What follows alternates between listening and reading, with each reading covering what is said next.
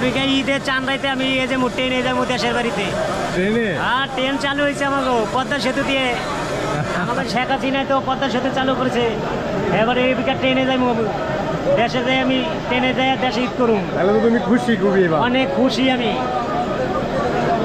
Honour লঞ্চের কুটকি ধরন লাগে না, ট্রেনে যাবো বাসে জায়গা মাত্র অনলি মনে করেন 2 ঘন্টা লাগে আমার দেশের বাড়িতে যেতে।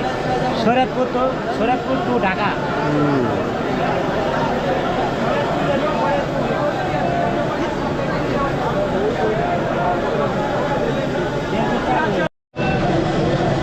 এই তো গরম মন্দির আছে।